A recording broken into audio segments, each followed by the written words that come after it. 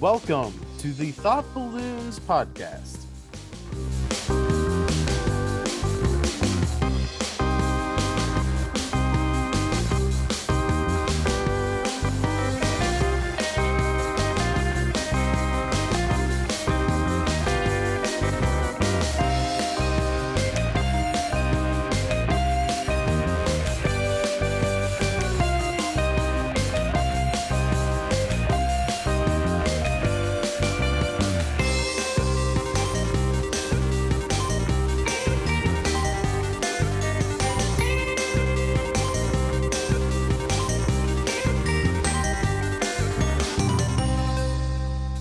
I am your host. With me today is a sponsor, a long-running sponsor of the podcast, creator and part owner of legendcraft.ca, Ben James. Welcome to the show. Thanks, Jeff. Happy to be here. Right at the top of the show, we'll just say it right now. Go to legendcraft.ca. You buy all the cool wood and magnet based D&D paraphernalia and gaming tables. If you use code F_art at checkout, you'll get a 5% discount. We do a little sponsor right there at the top of the show. Hell yeah. But yeah, I found out about you guys and your ambassador program through Heroes Approved team member Thaco of Dragons in the Dining Room. Got involved with your ambassador program. Jesus, like what was it, like 9 months, a year ago at this point? I don't even remember how long it's been. It's been a while. Yeah, it's been a while. Glad to finally have you on the show. I always start with this question when it comes to crafty and creative people. How and why? How did you get started and why did you continue creating? So I have a background in woodworking. I'm actually a journeyman cabinet maker in Alberta, Canada. And yeah, really loved woodworking and creating things, and especially from a place of design is kind of where I get inspired for that sort of thing. But cabinet shops kind of suck to work in. So my business partner, Reg, who's the other half of Legend Craft, he took up woodworking as a passion of his and started to build a little wood shop in his garage. And when I found out about it, just approached him and said, hey, do you want to make stuff?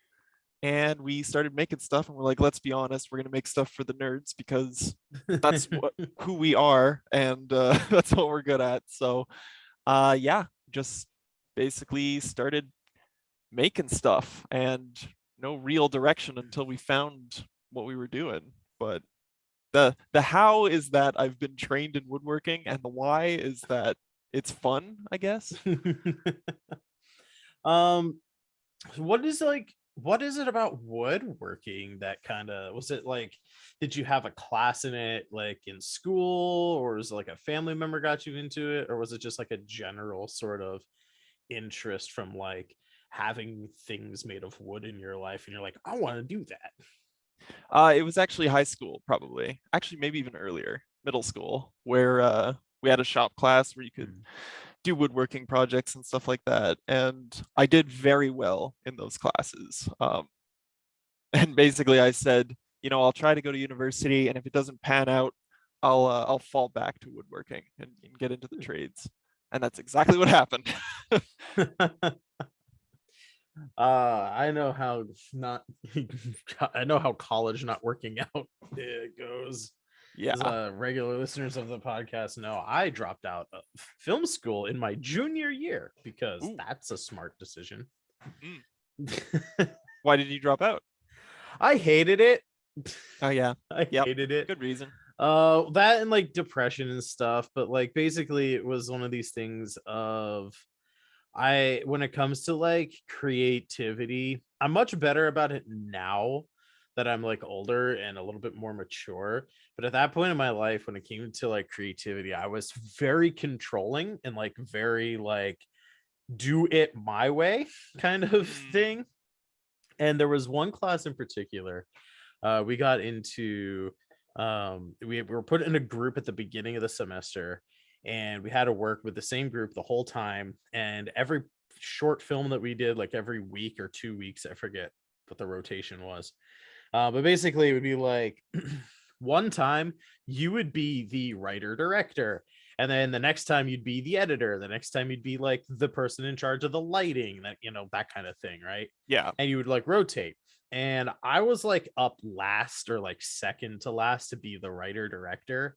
And everybody else in the program, pretty much, except for like a few people, but everybody in my group specifically wanted to be in like broadcast news and that kind of thing. Mm, So all of their stuff was like super straightforward, straight laced kind of news packages or like documentary style stuff. And I've always been like the artist, right? In air quotes. right. And I was like, I'm probably not going to be like an experimental filmmaker after college. Like I wanted to do TV shows and like movies and stuff. But I was like, what's the perfect time, the stereotypical college experimental film dripping with, like pretentious symbolism and all that kind of Yeah, crap. really edgy. Yeah, just like that, that kind of bullshit that you get from like a first or second year film student, right? Yeah. Um, and nobody understood what I wanted to do. The editor didn't listen to me because like to do the things that I told him to do. He was like, I'm the editor. I'm gonna edit it. It's my job to edit. I was like, no, it's your job to do what I want you to do as the director. He's like, yo, I'm editor. I edit. And like, whatever.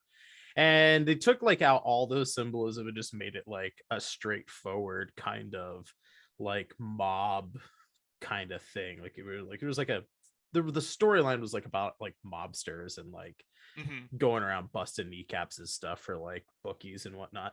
But like I had like all this other stuff planned, like weird camera angles and shots and like overlaying film, and it was in the yeah. So the long story short, that experience kind of ruined the whole thing for me. I was just like, well, if I'm gonna have to work with people and they're gonna be like ruining my artistic vision, then film's probably not where I want to go.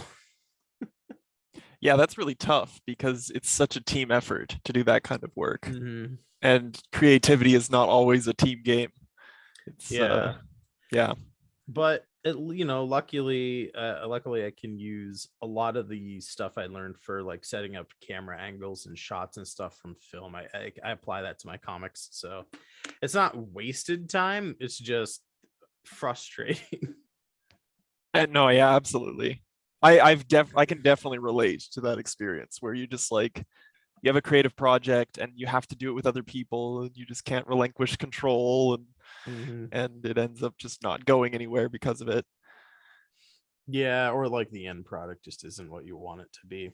Yeah, that is definitely something I've learned in my years of doing this kind of work is to just like you have a vision and it's almost guaranteed you're not going to replicate that vision.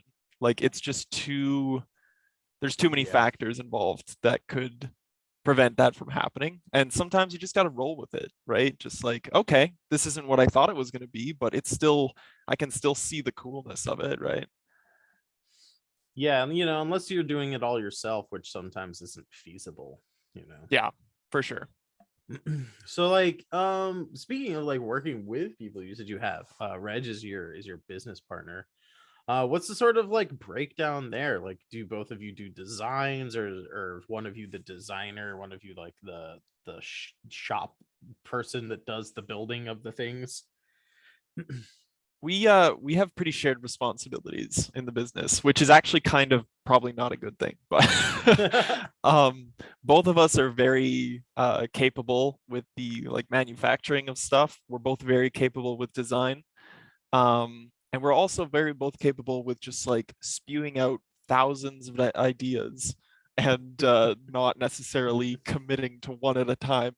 So we have like we literally have like maybe 1,000 things that we want to accomplish, and it's just like, okay, how do we make that real, you know? Yeah. But yeah, so I have been considering bringing in somebody to do more of like businessy side of things, or somebody to do more salesy side of things, and like get kind of Right. specialists in. But for now, it's just us two, and that's all we can afford. Right. Yeah. I was gonna say, like, that is one of the first things that's on like my list of like when I can expand the business out to having like permanent employees, like an advertising or like business manager, someone in that realm is like the first person I'm gonna go to. Yeah, absolutely. And like until you get there, you learn to wear a lot of hats. Like Yeah. I've had to teach myself so much of just from scratch, from YouTube videos for free or whatever, of different like strategizing things business wise. I've learned how to do like vector graphics editing. I've learned how to run a laser cutter. Like that's not even part of my trade, but now it's like the entire thing I do. Like all these things you just never know, right? These Yeah. skills, it's like, well, this is required now. Good luck, figure it out. I would say like when I went back to school for like my BFA in illustration, now like on the back end of it, the thing that I regret the most, and it's not regret because it wasn't in the program, but like the thing that I'm most frustrated by going to school and like learning how to do art is that even within this idea of they're training us to be gallery artists, they didn't put well, they didn't was just not a single class on the business of art, like at all. Like they Yeah. didn't teach us. They taught us how to like write an artist statement and like talk to gallery owners and like get shows, which I guess was their version of like the business class. Cause I after that, I assume that the gallery owners like the liaison to the person's buying the art. Yeah. Like they're the ones making the sales, but like I don't know. Like that class was also about like actually setting up the gallery space and all that other stuff. Like there was a lot of things going on. And the like quote unquote getting a show portion was like 2 weeks of like a semester's class. And that was the only class I took that was like business side. And that's like the biggest thing is like that I think is an oversight in the program that I attended was like you're training us to do a skill and you're not training us on how to market or capitalize that skill, Yeah. which is ridiculous. Yeah, because like how often are you going to be working for a company that only requires the skill and not the ability to capitalize it, right? Right. Probably not. You're probably going to go independent as a Mhm. gallery artist. Well, that's the thing about the fine arts program, right? Is they were specifically training us to be gallery artists. Like the Yeah. graphics design people, they were getting trained into like, let's go work for an ad agency or something like that. So maybe they like maybe their higher up courses had stuff. I don't know. I only took like 2 graphics design classes because they were like forced upon me. I see. As part of like, yeah, I had to take a couple graphics design, I had to take a couple 3D art classes, but like most of my stuff was like, how do you paint with oils and acrylics and all this other stuff and printmaking and whatever. Yeah. And like, um, in my opinion, here's the quickest way to make a crap ton of money with your art is to just find rich people and tell them, hey, look, you want to stash your wealth here so you don't have to pay taxes on it? Invest in me. And then and then they can do that.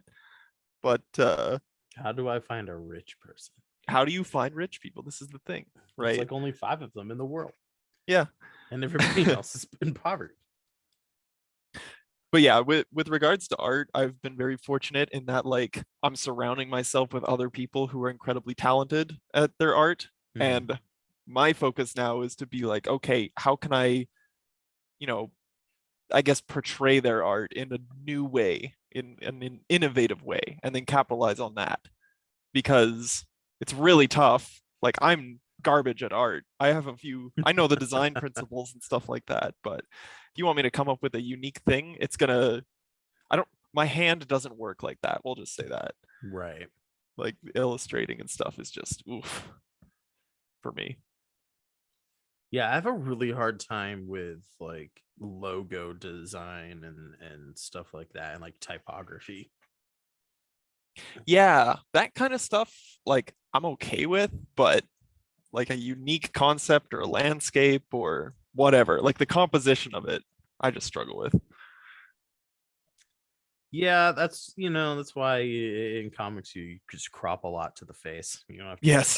about worry about anything. It's a good look. It's a good Make look. make people talk a lot and do a close up of the face, and it's just a word balloon and like some eyes, and you're fine. It's like move on to the next panel. When I was Oh younger, I man, really wanted to get into making comics. Like it's I interesting remember, for sure. yeah, like I remember going to the library because this was pre-internet, and Mhm. I was like picking up all of the cartoonist books, and there was like pages upon pages of like how to draw hands or how to draw eyes and that kind of stuff. And I tried it for maybe a year, and then I just got frustrated and stopped. What's your handwriting like? Ineligible, I would say. Ineligible.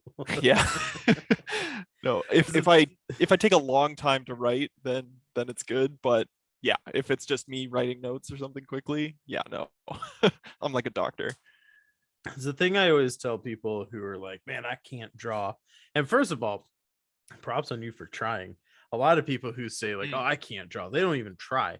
Um, but the thing I always tell people is like, if you can write, like if you know how to put letter, like take a pen and put letters on page, you can draw.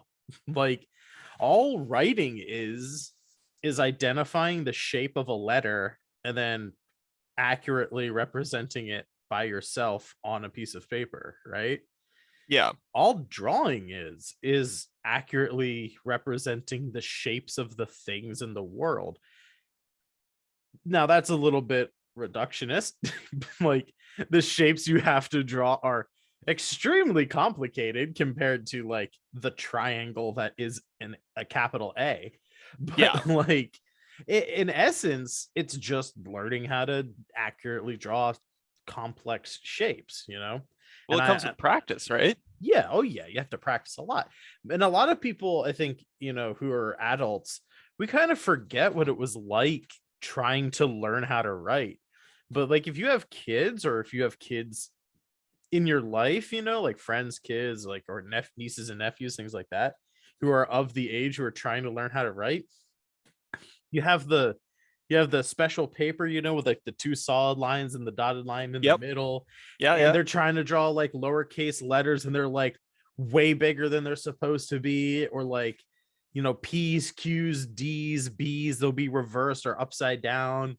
The letter e will be backwards, n's will be backwards, things like that. Like kids have a hard time learning how to write. It's not easy and it takes them like years sometimes in order to get like can the fine motor skills to require to like write legibly and consistently. And Yeah, it's exactly. the same thing for drawing. It's going to take you a long time. There was like when I started doing art uh in my like at the university level, for the first year, the first 2 semesters, all of our art pieces were done with shapes, just circles and squares and triangles and stuff. In fact, for the first semester, we were only allowed to use circles, triangles, and squares. And then we were allowed to do like ovals and rhombuses and like trapezoids and cylinders, like go to 3D and stuff in the second semester. But like it was all about like learning shapes accurately and then learning like composition and like layout and stuff like that. Um It's kind so of like a yeah, first principles thing. yeah. And then you start to learn how like the two sections of your arm or your leg are just like cylinders at their base. They're little lumpy cylinders, but they're basically cylinders. Yeah. And how your head is like like the cranium, like where your brain is like a sphere with like a little kind of cone sticking off for your jaw. And you learn to like put these like shapes together and make them lumpy in the correct ways to like represent the things that we have in the real world, you know. Yeah. But it takes years to do and to Well, you do have to it start with well. the basics, right? Yeah.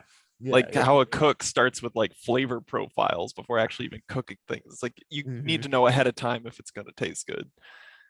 Or my parallel for woodworking is when I was first being trained, that we did everything with hand tools, even the stuff Mm. that has like major huge machines that do it hella efficiently and way faster. And they're like, nope, you're going to do it by hand. You need to learn how this stuff reacts to how wood reacts to metal hitting it, right? Yeah. And in what directions and with what forces. And your quality goes up significantly when when you have that base, because you make less mistakes. Like, you know how the like here's the stupid thing about wood is that for some reason it's dead but it still moves. Like, it absorbs the moisture content in the air and it'll expand and contract over time, and like that can ruin a piece of furniture if you didn't take that into account when building it. So it's like it's stuff like that where it's like, no, you got to know the basics. You got to first principles. Or like, what about like the first table you made, right? It's probably like a square or rectangular top with straight legs, right? Yep. And then you probably worked up to like a tapered, like it's still mostly rectangular, but maybe it's more of like a triangle, right? Like a tapered leg Yep. Yeah, I've done before you those. get to like the S curve kind of leg, right? Yeah, precisely. And Yeah. a person like me who will prioritize the creativity over the I'll prioritize the form over the function. Mm-hmm. Like, yeah, that kind of approach to things will force you to learn faster, in my opinion. Like, I remember in high school for my final project, we had to make a table, and I decided to do those carved curved legs like you were talking about. They did not come out well, but they're there, and I know how I would do them again. But then for the top, it just had to be a simple top. And what did I do? I inlaid a backgammon table into it Of with course. like Why wouldn't you? it, individual pieces of wood all cut to triangles, all cut at the wrong angles because I didn't. I just did it by hand. But yeah, my teacher's like, "Nope, looks good. Just like sprinkle a little glue and sawdust in there to fill in the gaps, and you're done." It's like, "Oh, okay. This is cool. Like, I actually accomplished a thing, even though it looks like trash." Yeah. Did you ever have like a situation where you tried to do a thing, but a professor told you like, no, do it this way, but then at the end they were like, no, I was wrong. You should have done it the way you said to.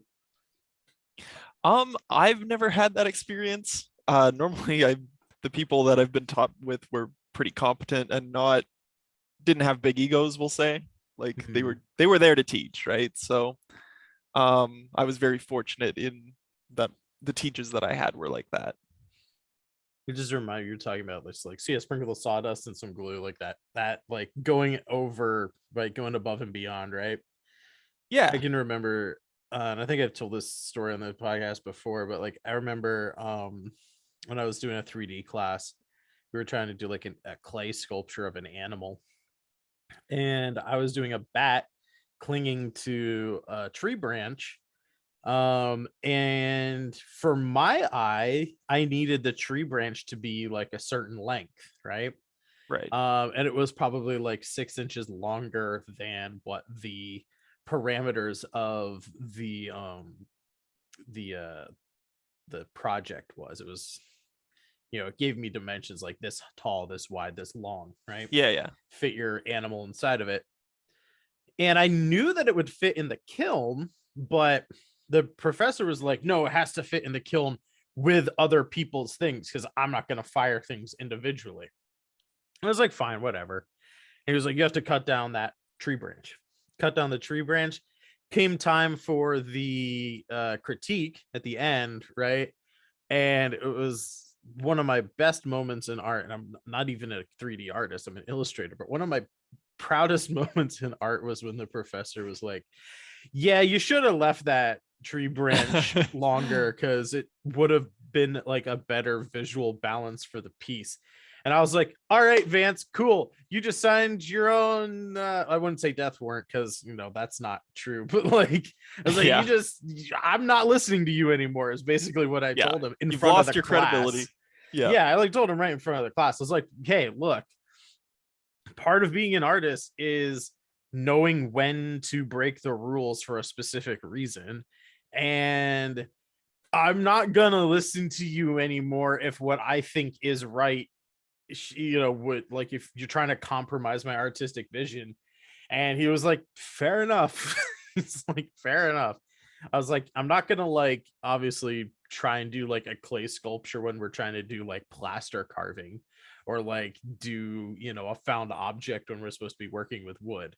But like, if I'm, pushing the limits of what the restrictions are on a project, I'm probably gonna stick to my guns now, Vance. Like, you fucked up, my friend. You fucked up. yeah, exactly. There's definitely, I think, nothing wrong with pushing boundaries artistically, but it like you say, like you're not just gonna completely, not fit the prescription, I guess. This is terrible wording. But there's guidelines in place, and sometimes a constriction like that can really produce the best creativity. But yeah, pushing the boundaries, that's totally game. Speaking of games, um, you do a lot of D&D related stuff. What sort of was like your interest or like introduction to gaming in general? Okay, so with the company, it's we kind of market to tabletop gamers because we started sort of with board game tables. Um, so my business partner Reg, he's been running a weekly board games night for close to 20 years now. And he just hosts people every Monday. His buddies, we all come over, we pop into the basement. He's got a dedicated space. And so that's kind of what inspired the direction for our company. Was like, okay, let's make stuff for tabletop nerds because we know this. And we were making tables, and then I actually started to reach out to Twitch streamers to see if they wanted to become affiliates and help us sell tables because 5% of a multi-thousand-dollar table adds up quick. Yeah. And I couldn't really get people on board with that unless they were small enough and could like really Mm. respect that I wanted to, like, I'm small too, like let's grow together. And so some of the first people I reached out to were D&D streamers, and I had not been that exposed to the game until that point, and this was a few years Oh. ago now. So uh, being involved with that, it really sparked a whole slew of creative ideas that I had. I'm like, oh, like we can make accessories for this. We can make a table designed for this that you could customize, all these different things that people might want. And then as we fleshed those things out, we found that people were really starting to love them, like really liking Yeah. the aesthetic of it, the feel of it, that kind of thing. And then I had a friend who'd been running a campaign for a while, so I hopped into his for a couple months just to kind of like get a better understanding of things. And I had a Mhm. blast. So like the role play was fun and just like figuring out what you could do, that kind of thing. So that's kind of my first forays into like TTRPGs. I find it really interesting that the business came first and you got into the role playing games as a product of like doing research and stuff like that. So like before then it was like what you're playing like games like Risk and like Settlers of Catan and stuff like that. Yeah, stuff like that. Just sort of more like wartime games or Hmm. longer strategy games like Twilight Imperium, or sometimes we would even just do short party games like King of Tokyo. Like we kind of just Gotcha. picked as we got there. But I think I've seen that gameplay that looked pretty interesting. King of Tokyo? Yeah, is that the one where like you can like piece together like art tapestries and like various other things and like little trinkets and stuff by the end of the game. Or am I No, thinking of something else? that might be something else. King of Tokyo is you each play as a like a mega monster like Mothra or whatever. Oh, okay, okay. Yeah, and then it's a dice rolling game. So it's kind of like a Yahtzee style dice rolling game where you roll and then you keep the things you want and you roll again the remainder, and then you're rolling attacks or healing or power ups or that kind of thing. Um, Yeah, I'm subscribed to some board game YouTube channels, and there was one that was like this really long board, like long thin board with like a kind of curving path on it. And like everybody played like, I don't know if you played like an emperor or like a hopeful emperor, or if you played like the what are they called, consulars or whatever, like the bards of the time or whatever. But it was set okay. in like feudal Japan, and like you could be like part, like there was a like bunch of other stuff too. But the thing, because I'm an artist, the thing that stuck out in my mind was like, oh yeah, you can like piece together like the famous like waves painting like throughout the Mm, game, or like you could write like epic poetry throughout the game, and like you have to like piece like four parts of like whatever like your sort of artistic pursuit is, along with like a bunch of other things by the time you reach the end of the board. And like whoever has like the most stuff completed like becomes like, and I thought it was like emperor or king or something like that. But I don't know, it's probably been over a year since I've seen that game like described yeah, or whatever, so for sure. I could Yeah. completely be wrong at this point. Yeah, I haven't heard of it, but I've kind of been my focus gets shifted away from the board games industry Hmm. sometimes, especially recently. But um, yeah, no, those kinds of games are a lot of fun though. Like it's so creative. And I always find myself on Kickstarter just backing random ones that I find that's just like, okay, that's cool. That's a new thing, right? It's not just the same old Yeah. resource management game. um so like you said you guys got started with table design, is that right? Yeah. Yeah, we this must have been 2020 in like January. So like right before the pandemic hit and everything. Okay. We made a table for one of Reg's neighbors that we dubbed the Mountain King table. And it was this massive, like 5 foot wide, you know, 9 foot long board Damn. game table with a recessed playing field, with these huge rails on the side, big chunky legs, and we actually carved a poem like around the entire perimeter of it. Oh, that's Uh, cool. and we carved it in Dwarven, and it was the Misty Mountain song from Lord of the Rings. Oh, that's Um, awesome. yeah, and we had so much fun making this thing. And the guy set up, he's got like thousands of dollars of Dwarven forage. So he set up these big, scenes on it that were really, really quite impressive. And we had so much fun making that. And we're like, okay, how do we make this into like a product we can sell? Because Hmm. there's a lot of time and work and energy that goes into these, and we need to make it affordable in a way. Right. So we changed up some designs, and then we made the Aurelius table, which is like it's inspired by like minimalism and stoicism and stuff like that, and much more like simplistic modern kind of thing where you could convert it down into just a regular dining table. So if you have a hard time convincing your wife or whatever to put a board games table in the kitchen, this would be the way to do it. And it came out like really nice. And yeah, we had those two styles of tables, and we're making not very many a year, but the sales are starting to trickle in because it is a big ticket item. Yeah. Uh, we kind of need to build that credibility, Right. before people are willing to work with us on it. But yeah, table design like that. And now, if you're familiar with our steel canvas, which is for the uninitiated, you basically take steel and you laser cut wood veneer and you glue that to the steel, and then where you've laser cut away, the steel shines through. We're planning on making a table out of that. So that is in Ooh, the prototyping stages right now. that's So gonna be steel heavy. tables it will be heavy, but So heavy. honestly, it would be heavy, but really not that much more heavy. Because when you think about it, all the components are hollow. They're like steel tubing. So most of the table is air, but all of the walls of the components are like this dense material, right? Yeah. And in comparison with a wood table, it's really not too dissimilar. It is definitely still heavy, but your wood table is going to be heavy too. So I don't know if this is going to be a controversial question or not, but I feel like I'm going to ask it anyway. All right.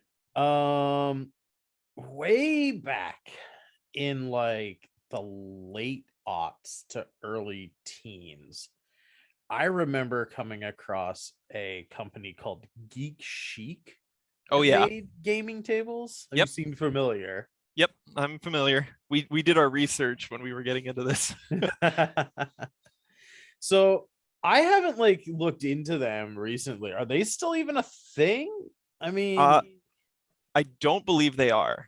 I'm pretty yeah, sure that they're not making tables anymore, at least. And they had a very like unique style with like the flip down desk built into the yeah. rail. Mhm. So other game table makers, even some of the local ones here, they've really adopted that design and ran with it. So it's definitely there. And we didn't like we knew that Geek Chic style existed, and we knew that like the Wormwood style existed, and we kind of wanted to make our own thing because it's really hard to compete with those Right. bigger names, right? Yeah. So yeah, not too controversial. I am aware of our competitors to a degree. I was like, I didn't know, thinking about it, it's like, man, is he gonna say like, yeah, we totally ripped them off, or like, something like that. But like, Yeah, no, I definitely try not to rip off people too much. Like that's almost a point of pride thing. fair. But I can recognize when, my competitors have made a great design decision or whatever. Like, yep, that's probably the best way of doing that. So I'm gonna adopt that too. Imitation is flattery, right? Yeah, exactly, exactly. But That even then, was like, like, those were the first gaming tables that I had like ever seen, and like was something that I was like, man, one day if I ever own my yep, own house, like I want one of these things. yeah, absolutely. And like once you expand upon it with like removable components and stuff, Hmm. like where you can just, set down a cup holder exactly where you need it, or a game piece tray, or a dice box, that kind of thing. Yeah. Um, it really gets the nerds gears grinding, right? Like it's just like, oh, this is cool. Like this is how I can impress my friends, and we can have a really fun games night kind of thing because everybody's stuff is like set up the way exactly how they want it and that kind of thing. You know how like ideas, you always like have to iterate on them, and you have to do a bunch of stuff and change things before they eventually become a thing.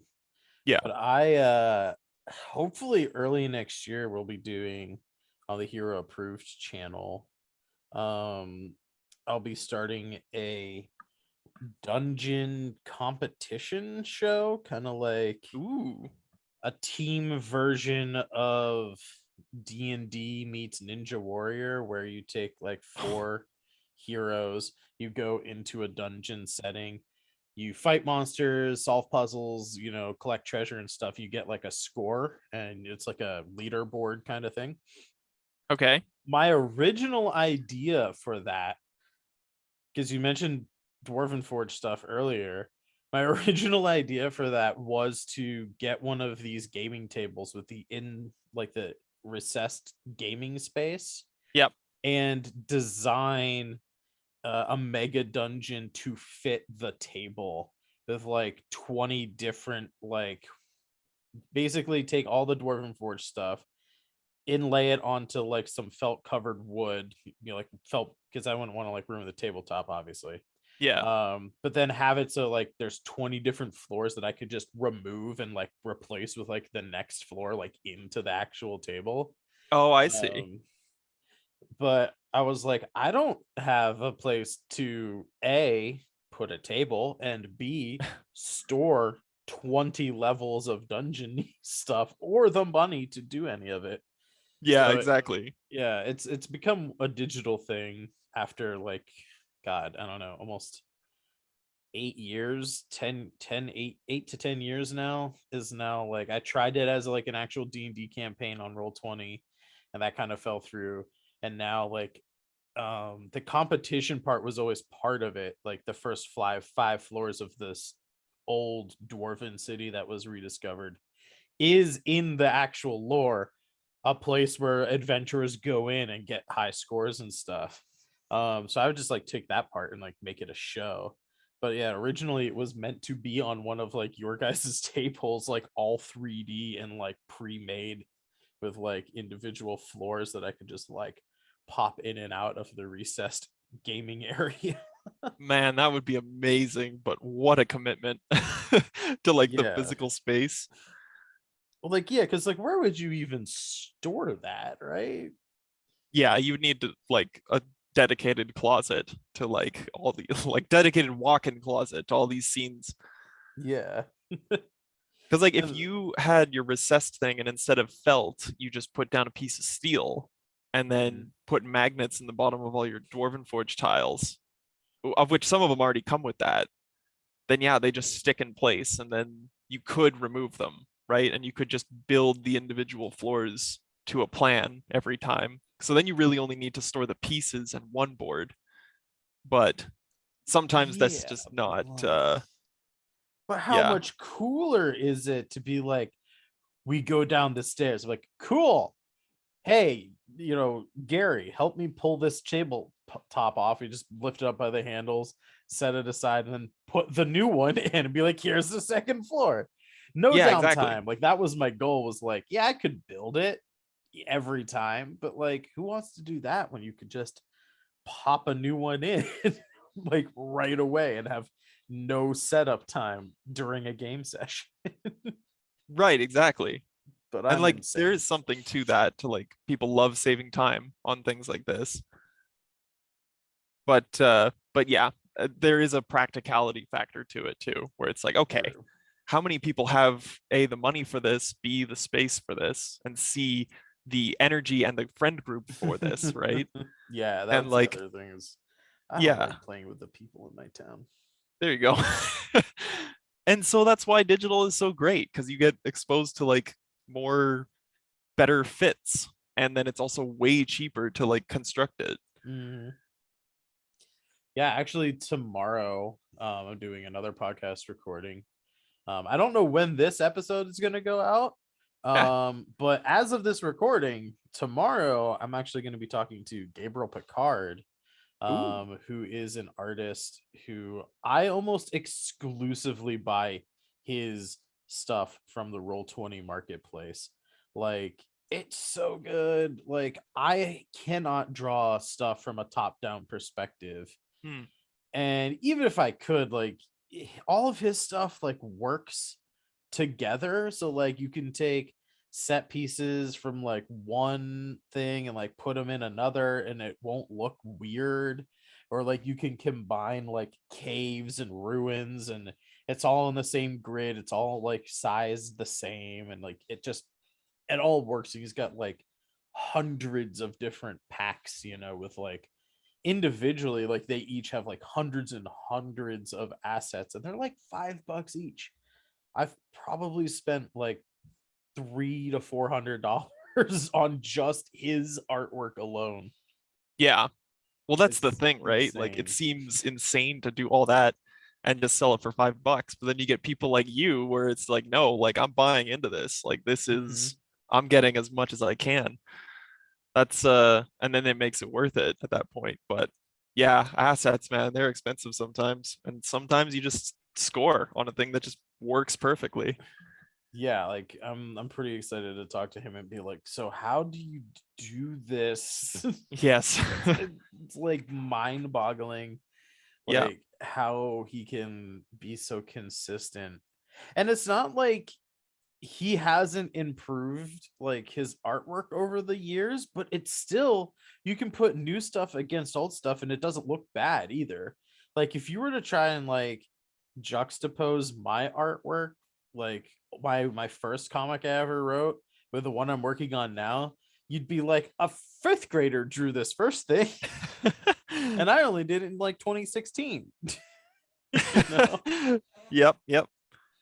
Yeah, It's kind of absolutely. so insane. And it's so much like more well, you save on space, right? Physical space to do it digitally. Like even if you were to like have a bunch of Dwarven Forge stuff, like where do you keep it all? Like Yeah, the guys that I know that have tons of Dwarven Forge, they literally just have a dedicated closet for it. And actually the one Mhm. guy, his house was quite big and he had a sort of like a kitchen set up in his basement. And Nice. that's where we set up the big table, is in the middle of that kitchen. And he had all of his models and stuff just filling the kitchen cabinets. So that was it. It's like, okay, it takes an entire kitchen, which, I've built kitchens. They go for tens of thousands of dollars. Yeah. And unless you get IKEA or whatever, even then it can be expensive. It's just so much space, right? Yeah, for sure. And this is part of the problem working in physical product, is like, okay, do I want to make a thing that's just gonna contribute to the mass consumerism of people or whatever, and just they lose all the space in their house? Or do I kind of densify it down to like, you get fewer things, but they're way better quality? I don't know. I mean, I definitely appreciate a good physical physical item for sure. Yeah. But living situations definitely kind of get in the way of that. Yeah, and you want to be accommodating. At least I want to be accommodating to as many people as I can. Yeah. But also you sometimes you just gotta be like, you know what? I'll try to make a version that is the most affordable thing without sacrificing quality. And then, for those who want the extra, it'll be there and it'll be priced accordingly. And we ended up doing that with the Vanguard GM screen. Yeah. So, like, if you look at a company like Wormwood, they price all their stuff based off of what type of wood it is. Right. And sometimes that inflation doesn't make sense on the material side of things. And we're like, okay, so this is obviously like a marketing thing. We're gonna take that and run with it and see what we can do. But it's like, okay, let's take the cheapest wood that we can, easily access, and then we're just gonna have like a clean, no carvings design. And like, what does that cost to make? And then, you price it and be like, okay, yeah, I think most people would invest this much in this thing for what you're getting. And then if you wanted to upgrade it to a cool wood, that's available. It costs more. And that's that. So being able to reach more people that way has been very helpful. Yeah, I definitely like the your magnetized DM screens, the spell trackers Mm, and like HP trackers and stuff. And I would have like already purchased this stuff if like played IRL at all anymore. yeah, this is the thing. It's it, it really was unfortunate timing with the pandemic and stuff even too. Like Yeah. many people just moved online. I mean, yeah, that definitely throws a wrench into like a normal person's like gaming, but like for me, I've been pretty much exclusively online gaming since like 2015 even. Yeah. I don't know. I got to a point in life where I still enjoy a libation and some herbal, substances here and Sure. there, Sure. but when it comes to like the people I had been gaming with, it got to the point where I was just like, hey guys, come on, like if we're just gonna hang out and like smoke and drink, like let's just hang out and smoke and drink. Because like Yeah. we're not getting, like I'm showing up on time to play some D&D, and we're not getting started for like an hour and a half, like Yeah. in general. And then beyond that, games move super slowly because by that time we're all like super stoned and like drunk, and the games are sloppy and they don't go anywhere and we never get anything accomplished. And like just by the time we start, it's like almost time to end because like we're like, yeah, we're gonna play for like 3 hours. But when you don't start for like an hour and a half in, like that's half your time. And I was just like in the middle of schooling and stuff as well. And I was just like, yeah, I can't hack it. Like, still like those people, like, still want to hang out with them and stuff. Like, Not but the as right far, D&D crew. yeah, it's just not the right D&D group. And like, I don't know, it's hard to find people to play with in real life these days because I'm Yeah, also not on uh good terms with my local gaming store either because they were like they basically kicked out all of the tabletop people from their store because they had like a dedicated gaming space for like tabletop, right. and one of the owners sold out his portion of the company, and the guy that bought his portion was like, yeah, so D&D like doesn't make any money, so you guys can fuck right off, and we're gonna make that space more space for magic people because magic people buy like $500 worth of cards every 2 weeks or whatever it is. And I was like, business, you got to make your money, right? But like, Yeah. I'm not going back there because like Well, I don't no, play magic. it's not for you anymore. They've made Yeah, it not for you anymore. So why would you spend your money there? right. And so now where do I find like a gaming group in my town, right? It's like there's only like the one hobby store where I live because Yeah. it's like a town of 9,000 people. Like, it's like Yeah, that definitely small makes it difficult. rural area. I'm not in college anymore either. Like I don't, and I'm 32. So like, who's this creepy 30-year-old hanging around the university, looking to play D&D, right? It's a bummer, but like, Well, it just regardless of not having the space, it's like I don't have the people. well, yeah, this is the thing, right? All these factors have driven you to going online, and that's totally fair. Like, and that's totally fine. And it doesn't help that you're in a small town where it's just like, even if you wanted to, like, there just isn't another option, right? Yeah. At least locally. Like, I'm in a town of almost, oh my gosh, almost up to 2 million now in our city. And it's just like, yeah, there's a lot of places here to go, but also, I don't know, like, there's something for literally everybody here. Yeah. And it's really unfortunate when people don't get that. So I actually have been looking to reach out to a lot of these places and be like, hey, you want a table? Like, let's figure something out. But Do you guys have when I was out in Denver, and I'm curious if you have these places where you are, but when I was in Denver, they had like actual like restaurant slash bars that you could go to that were gaming centric, and they like encouraged you to like play your D&D game here, or like you want to play Boggle or Scrabble or something while like waiting for your appetizers, we have a rack of games just hanging out in like the corner of the restaurant slash tavern space here. yeah, And like even places like that, right, would be like a good place to go to like yeah, find gaming groups outside of like strictly a hobby shop or a card store. right. And we do have quite a few of those in Calgary. Like, there's one of the most popular ones is called Hexagon Cafe. And yeah, they've got just like a kind of a bar at the back where you can just go order some snacks or some coffee or whatever. I don't know if they do booze there, but then it's just big tables and a whole bunch of board games, and they've got merch you can buy and Pokemon cards and like all these That's things. cool. So, and there's multiple locations like that around the city.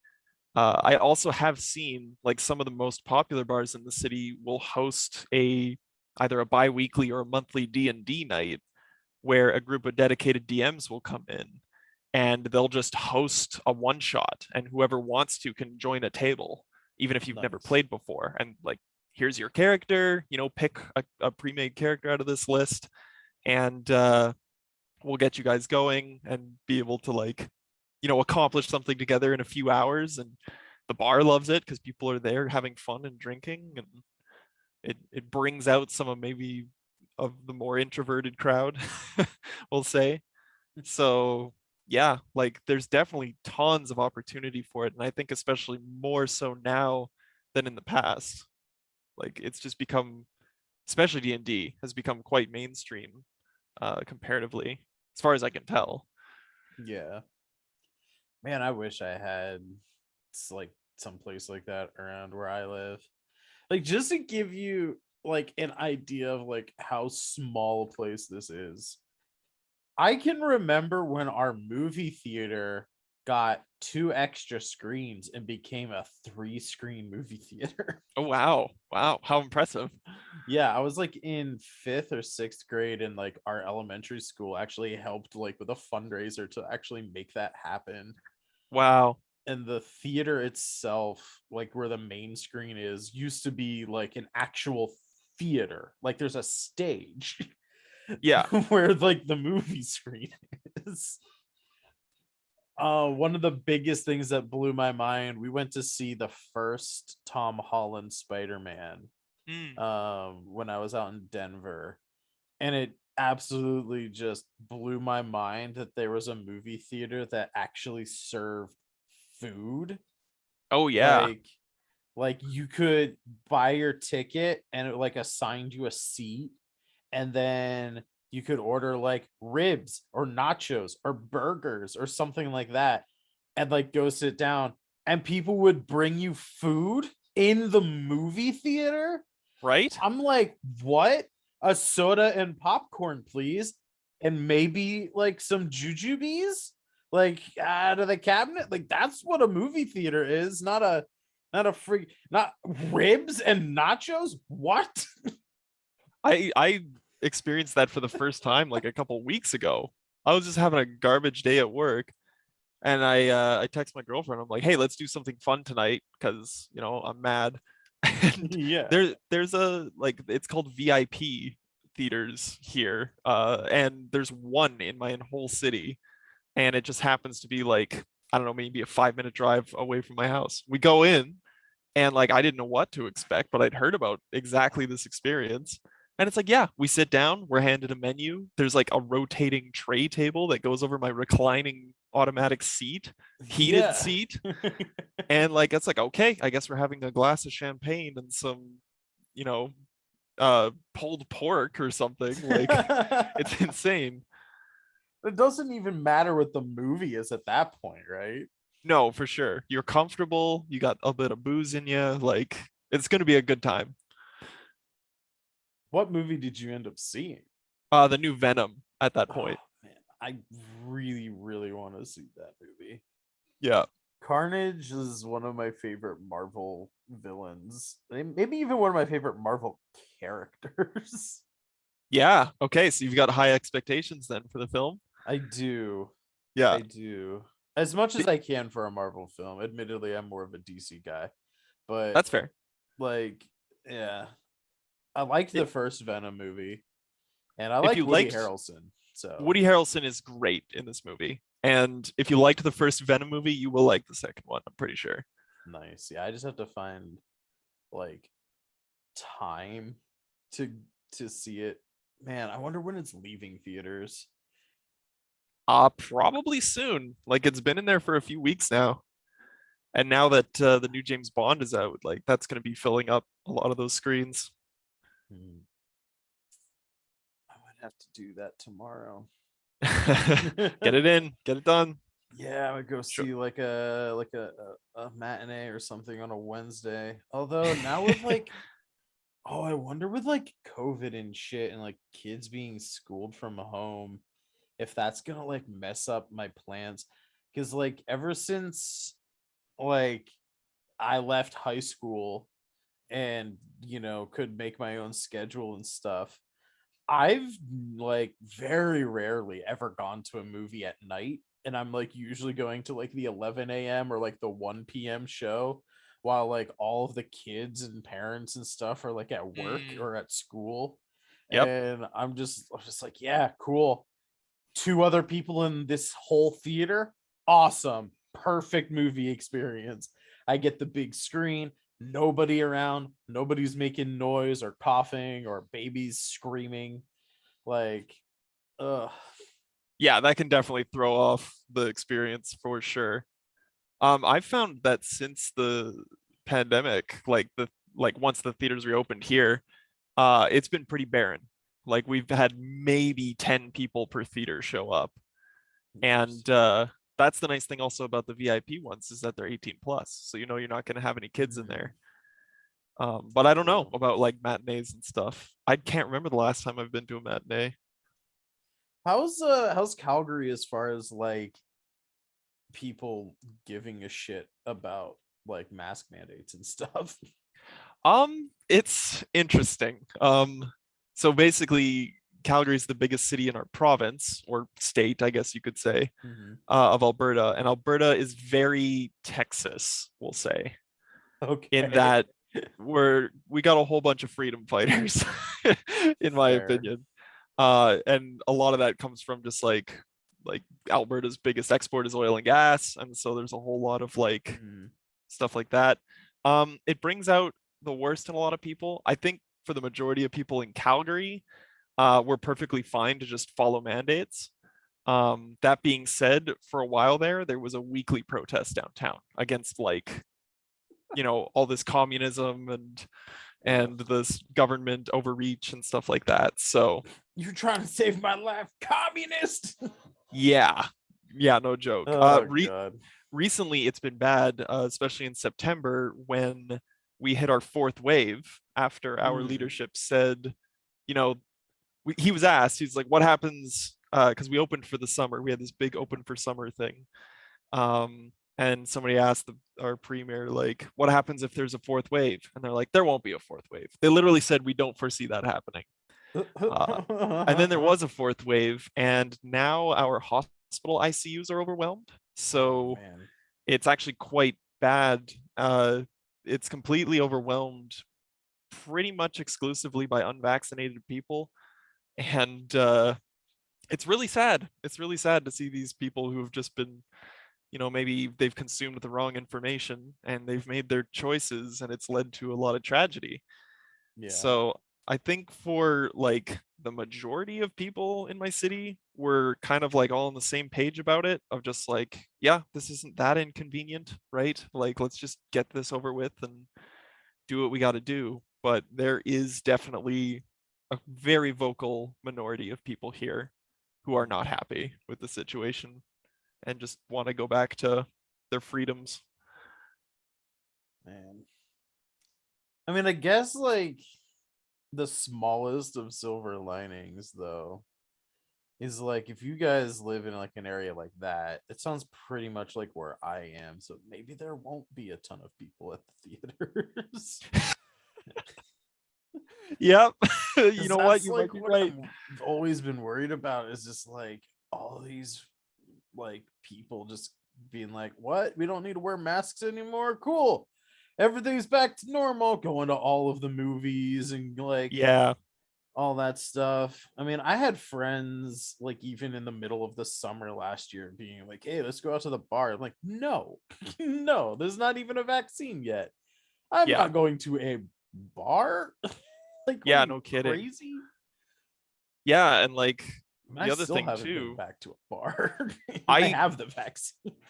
yeah, I went to a bar last night and it was pretty dead. Like there was nobody there. We were in our own sectioned off place and I was only with people who I knew had been vaccinated. And it's like, I don't know if you guys have a vaccine passport where you're at.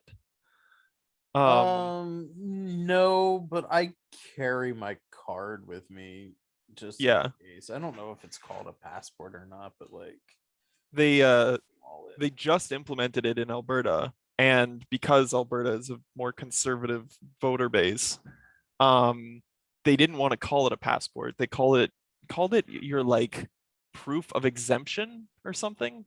Gotcha. And so they've implemented this policy where businesses can choose to require uh, you to show that you've been immunized. Hmm. And it's like, okay, that's fine. Like businesses can choose what's what, and then you as a consumer can choose where to go.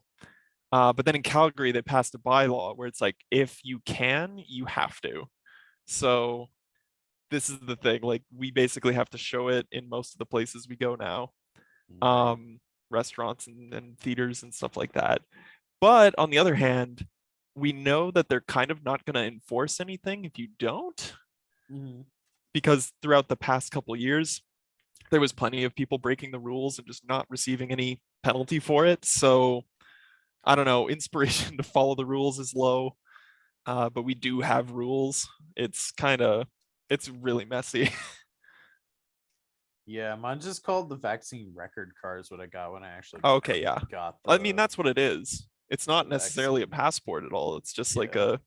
yeah, do you have it or don't you? Yep. But Keep it in my wallet right next to my Aquabats cadet card.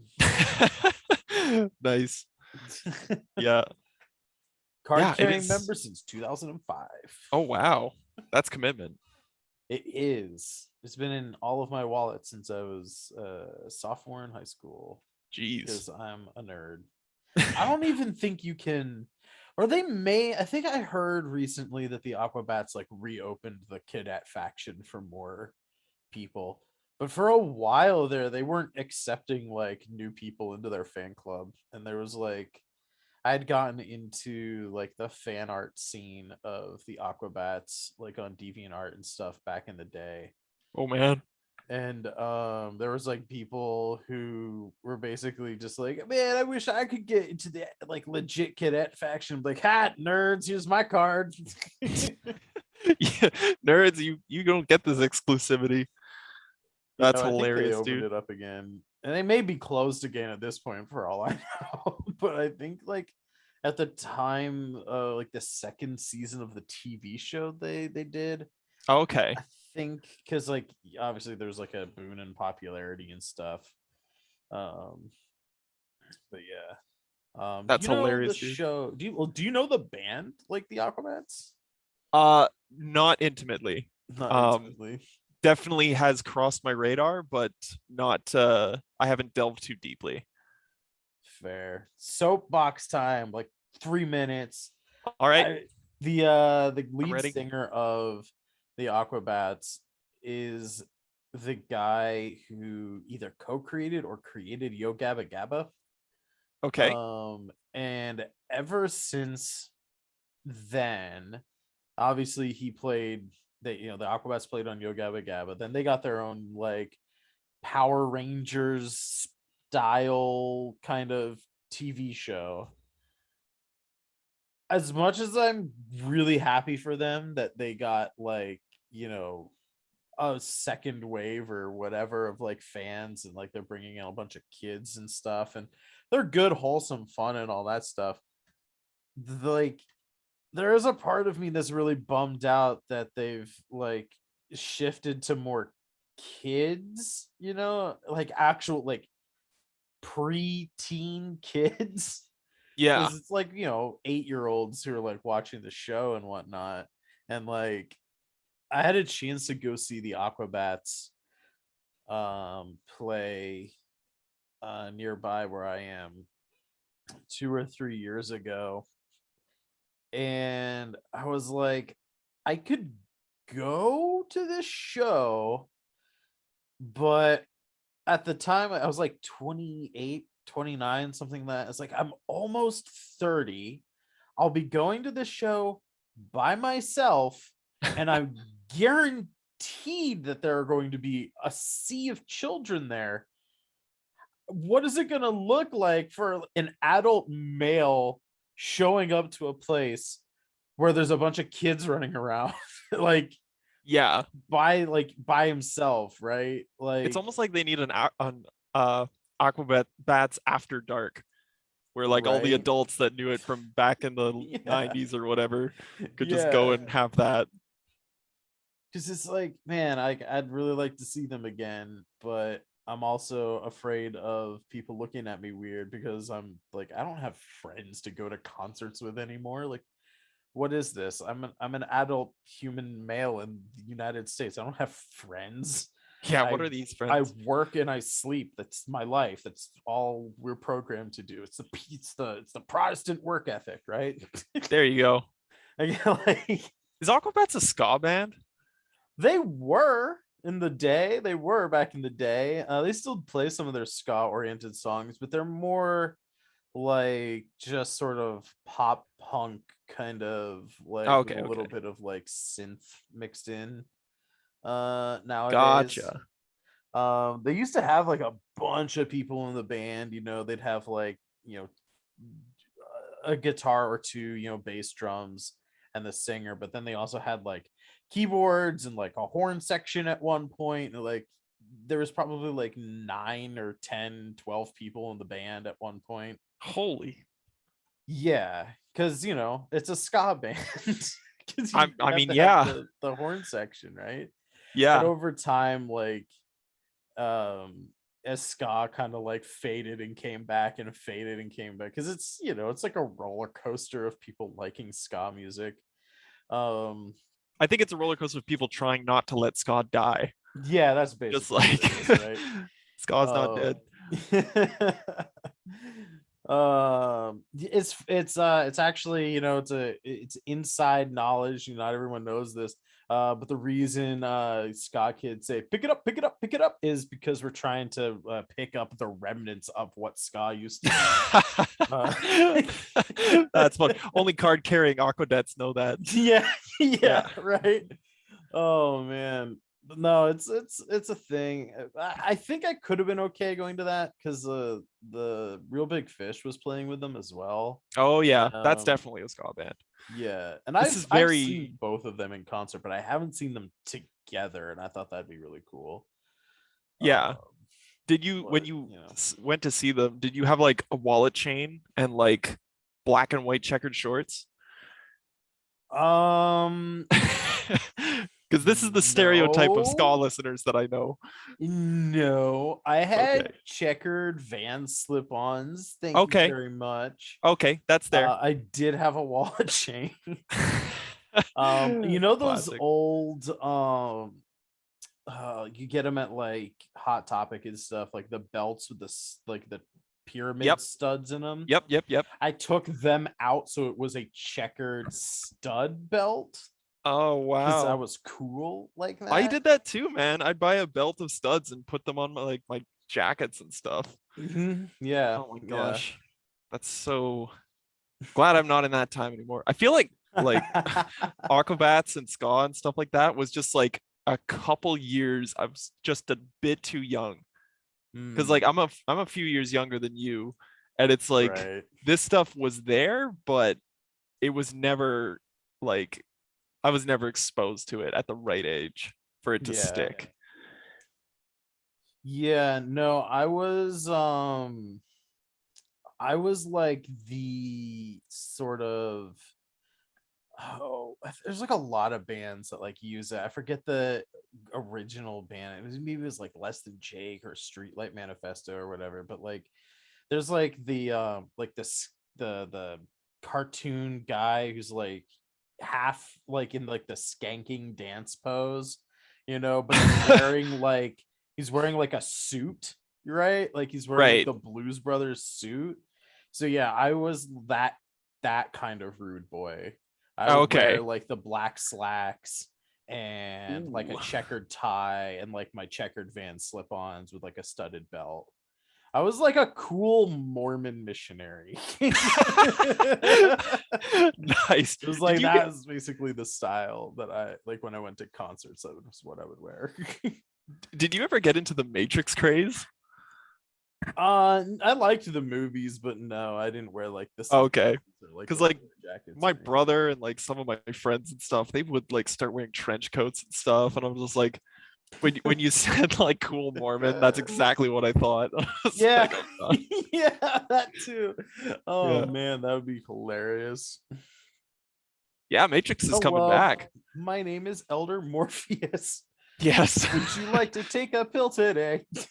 Oh my gosh, yeah, yeah, man. Oh Matrix is coming man. back. I just I binged don't them all know the how other I day. feel about that. No, Yeah. kind of like let a good thing go. almost. Yeah, I mean the first movie was so good, and then the Yeah. second movie was a movie, and then the third one was a a mistake. Yeah. I Like, I do find that as I watch them, I am become less and less interested in it. yeah, yeah, yeah. The first one was like a masterpiece of cinema. So Yeah. good. Even to this day, really fun to watch, even though like the special effects are kind of bonkers. Right. Um, but yeah, I don't know.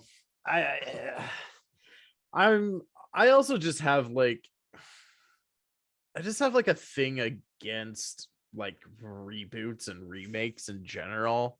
Sure. Is I'm just like, why? Like, we don't need this. Yeah. Like Hawaii Five O is back on TV now, Oh and it's wow, I didn't know that.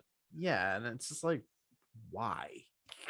It's like it's fine. Like, I've seen a couple episodes of it while I'm like eating dinner, in front of like the actual cable TV instead of calling up something on Netflix or whatever. Yeah. And it's like fine, I guess, if you're into like procedural crime drama shows like Law and Order and CSI and that kind of thing. Yeah. But it's just like, why go back to the well? Just like, ugh. Or like even for something that I actually like, I saw a video on my YouTube feed. It was like, will they make a new season of Futurama? And I was like, I love Futurama, but I fucking hope they don't. Like, you Yeah. don't Just need like, Futurama. Like, it ended perfectly, and yeah. even Plus as like, Futurama's been canceled how many times and brought back? Like, right? Yeah, like so 3 4 times. It's been many times. It was like canceled at least once on Fox. Then it went to Comedy Central for those like direct to video or direct to TV movies. And then it got picked up on Comedy Central. It got canceled, and then it was picked up on Comedy Central again for more seasons, and then eventually canceled. Like, yeah, so yeah. But I mean, there's like almost 150 episodes of Futurama. Like, there's enough Futurama. You can go back out there. You can watch it again. You're not going to remember all 150 episodes. yeah, unless we were one of those people that just like literally has it on day in day out and falls Yeah, asleep to it, and it's like, yeah, no, you can quote. It's like some of those like Simpsons fans, right? right. Where they can just Yeah. like they know exactly what episode what happens in, and like all these different networks of relationships that the characters have. Yeah, I try to get one of my buddies to like watch um anything, and he's like, well, it's not Star Trek The Next Generation, so no. Oh wow, I'm like, okay. why? Like, you like all he watches like that. It's a little extreme. He watches Voyager as well. Oh Uh wow, okay. Very expansive. yeah.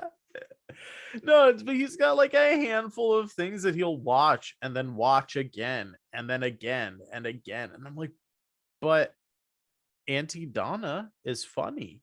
Yeah. And he's like, I refuse to watch this because it's not something that is like in my comfort zone or whatever. And I'm Yeah. like, okay, And I mean, like, if it is whatever. giving him that like satisfaction, like that dopamine hit time in, time out, like it's not getting old, then I guess whatever. Right. But there is so many cool things and different Yeah. IPs to experience. And yeah. I'm definitely a purveyor of the novel, like the Yeah. new and the things that I haven't experienced before. It started it started simply, like very easygoing a couple years ago. Man, I was probably like 25 or something like that. And my New Year's resolution was like, this year, every time I go out to eat, I will not get something that I've had before at the restaurant. Okay. And so like I went, go to fast food or something. Oh, cool. They're running a special on a brand new thing. I'm gonna try that instead of getting my usual, Yeah. or something like that, right? Or I've never had you know, the spicy chicken sandwich or whatever. Cool. Let's try that this time. Or go to like fancier restaurants and stuff, and they'd be like, oh, I've never had octopus before. Let's try that. You know, that kind of thing. Right. Yeah. That's And really now cool. it's just like that's something that's stuck with me. Like I'm always trying like the special or like the new thing.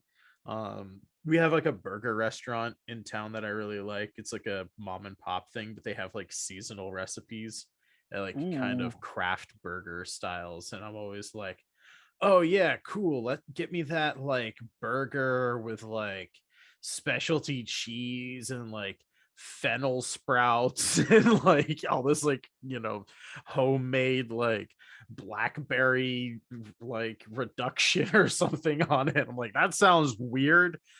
I'm all for that. Yeah, absolutely. I can definitely respect that. Just like kind of having that period of like pursuing novelty. Um, I guess I'm kind of in that phase right now in a way Right. where it's just like starting to be like, oh yeah, there are plenty of things to experience. Let's just like pursue them because it's gonna just give you a better perspective on things And and it's whatever. fun, you know. It may And not it's be fun. good all the time, but at least it's an experience, you know. Yeah, for sure. And like what's life without experiences, right? Exactly. Exactly. But yeah, so it's like spilled over into like TV shows and movies and music and all that. Like one of my favorite rituals now is every Monday when I stream, the music I listen to is the Discover Weekly playlist that Spotify puts together. Okay. And usually there's like one or two songs on there. I'm like, oh, this is cool. And I like hit the, you know, heart button and maybe I'll go like listen to more stuff from that band and pick up a new band or something, you know, to add to my like list of bands that I like to listen to, you know. Right, right. I think it all got started because, and I don't know if you've ever heard this, but it's like by your late 20s, early 30s, like when it comes to music specifically, you start to get into this like comfortable space of like, I know what kind of music I like, and I'm gonna listen to this for the rest of my life. Yeah. And by the time you're like in your mid to late 30s, you just stop acquiring new music. And there's like this whole psychological thing behind it about how like the time in your life of your teens and early to mid 20s is like very tumultuous and you're going through a lot of changes, and Yeah. so the music from that period of your life kind of sticks with you psychologically, and then people as you start to like settle down into like the next 50 years of your life of that routine, you kind of like not experience a lot of new stuff, so you sort of just get stuck in a rut kind of like your whole life, like just in every aspect. And Okay. I was like, I'm not gonna let this happen to me musically, because I was, you know, I played in a band, you know, I played guitar now for like 20 Okay. years, and like I really loved music, and I just didn't, that was like some of the saddest news I had ever heard. And I was like, I'm not gonna let it happen. And it sort of just spilled over into my whole life of like, I'm just not going to let this shit happen. No, I'm going to keep trying new things and keep experiencing new stuff as much as I can.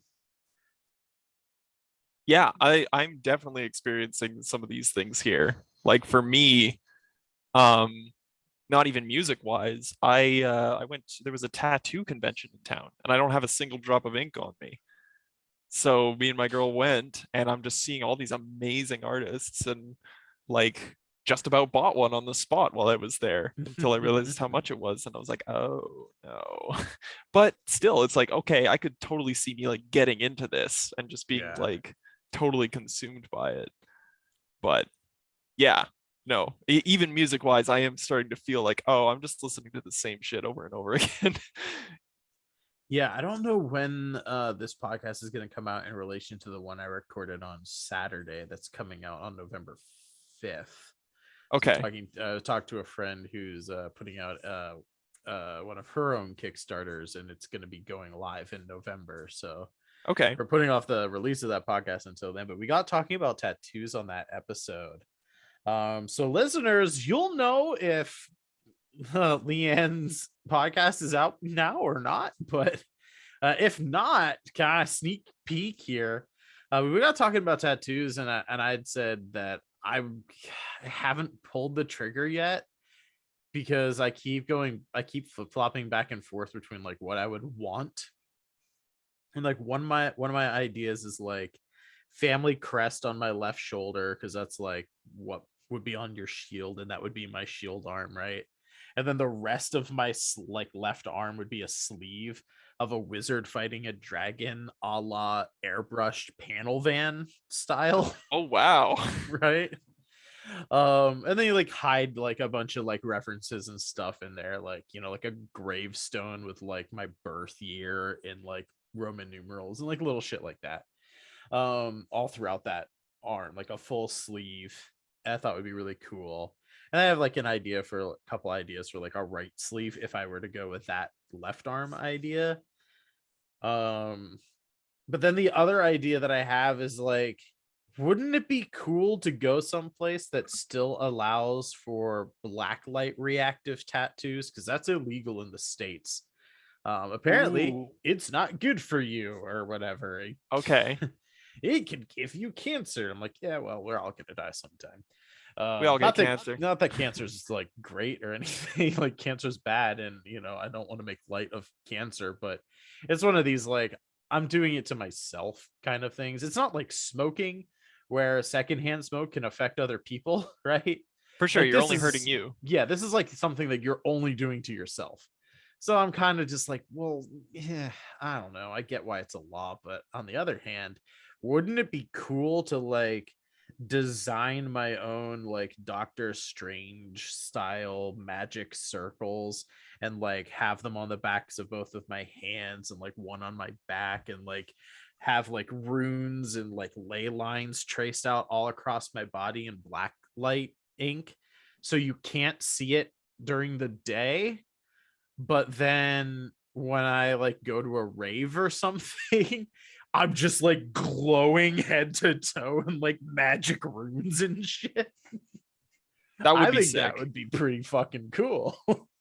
And I mean, like, you could just get the regular tattoo, and then for those times when you want it to just like, really pop with the glow in the dark colors, you just Mhm. add on your own ink afterwards, like not tattooed on, just temporary. Yeah, but that's like a lot of work. Yeah, that's true. But like, Like how a lot of often would you work. even need to do it? I don't know. I mean, how often am I around black lights? Like never.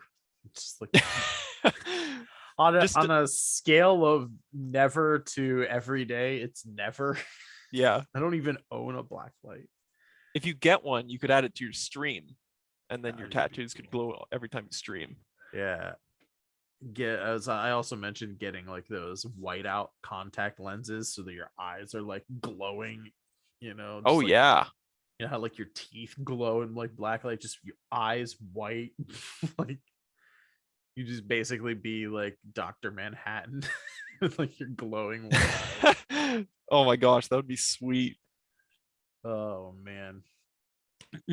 But yeah, so I think we're getting close here to the end of the podcast. So this is where we normally ask questions from the audience. Um, this one is coming from a Patreon supporter, Brandon. Brandon asks, "Cats, am I right?" Yeah, Brandon, you're right. You're right. Cool. Question answer.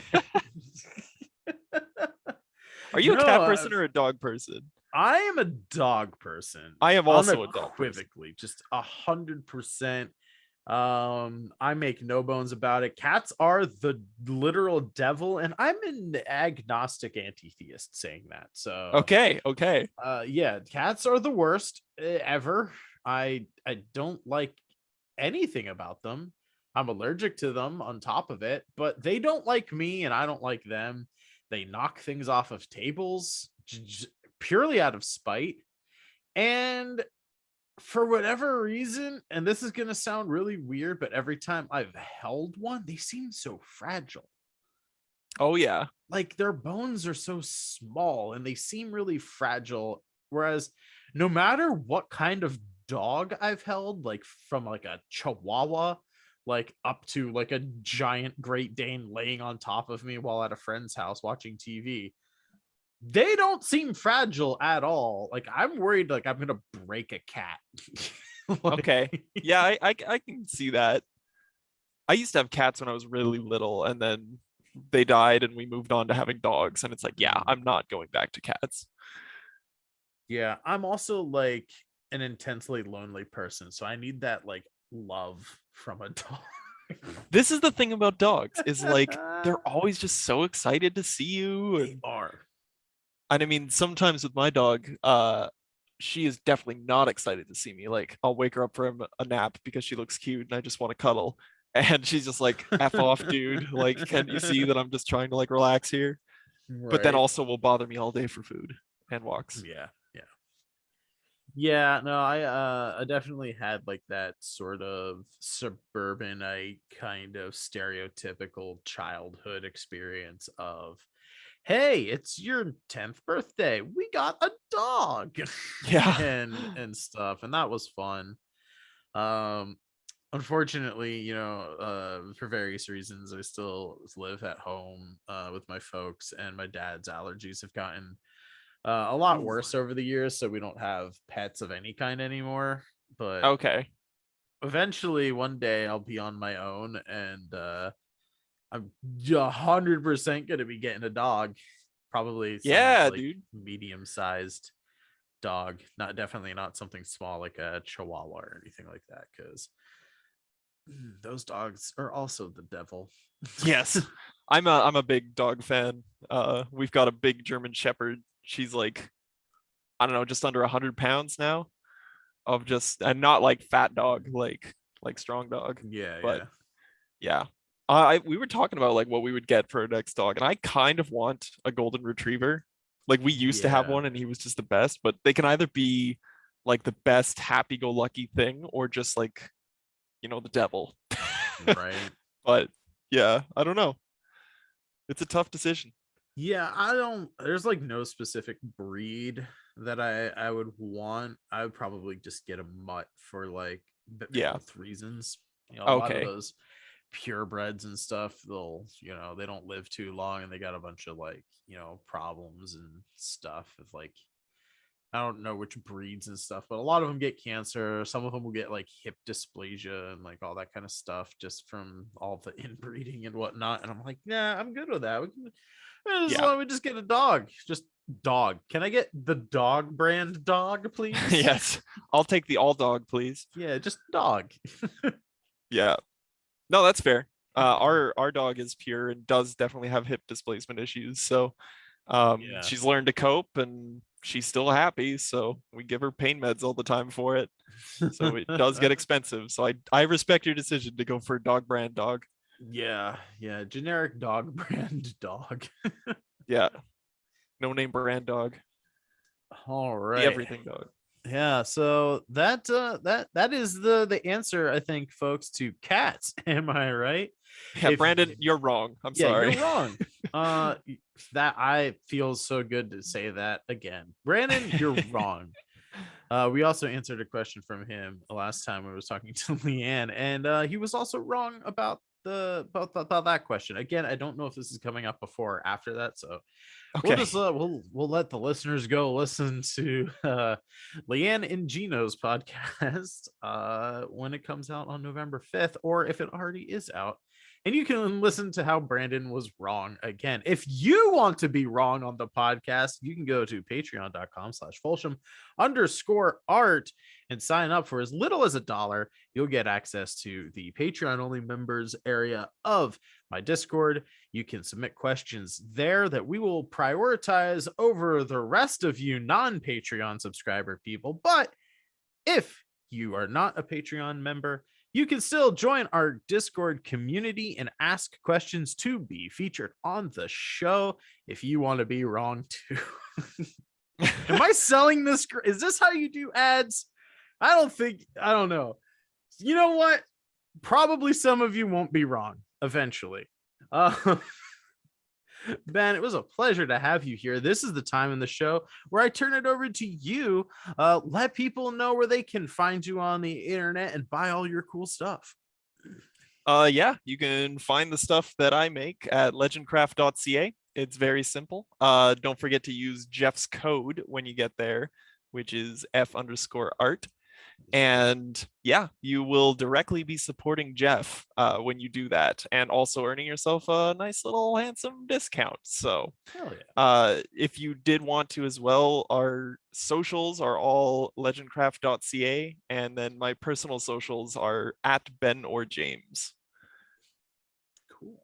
Well, thank you for being on the show. Everybody head over to legendcraft.ca and check out their fine wares. We'll see you next time on Thought Balloons.